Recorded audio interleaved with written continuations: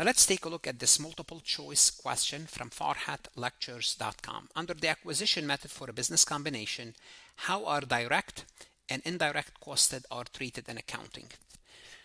Kind of this is a tricky question. They're trying to trick you, but you have to be very careful. They're asking about the expenses, direct and indirect cost, if it's in a business combination. Let me tell you. What do you do with direct and indirect costs? I'm going to tell you what you do. You expense them. In a business combination, you expense the direct and indirect cost. Now, what are they trying to confuse you with here? They're trying to confuse you for two things. They get capitalized. No. Cost in a business acquisition, like legal cost, advisory cost, those are direct costs. Those are expensed. You might incur indirect cost, like severance payment to pay the employees that are leaving. That's indirect cost. So it has nothing to do with the acquisition itself, but as a result of the acquisition. Any direct and indirect costs are expensed. They're not included. So they're not capitalized. You don't add them to the investment. So then they're trying to tell you, how about you decrease additional paid in capital? You have to be very careful.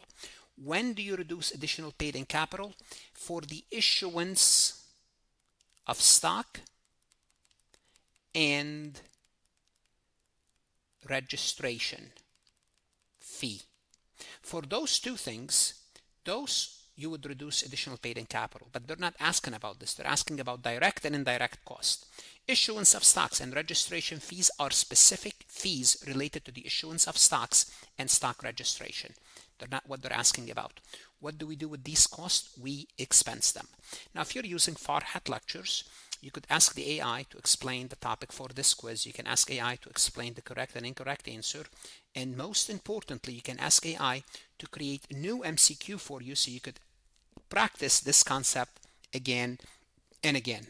Whether you are a CPA exam candidate, CMA, accounting student, the best investment you can make is invest in yourself. Go to Farhat Lectures for additional lectures, simulations, multiple choice, AI CPA questions, exercises, true false, AI material that's going to help you succeed in your college career, in your professional career. No one can take any investment you make in yourself, and don't shortchange yourself. God bless.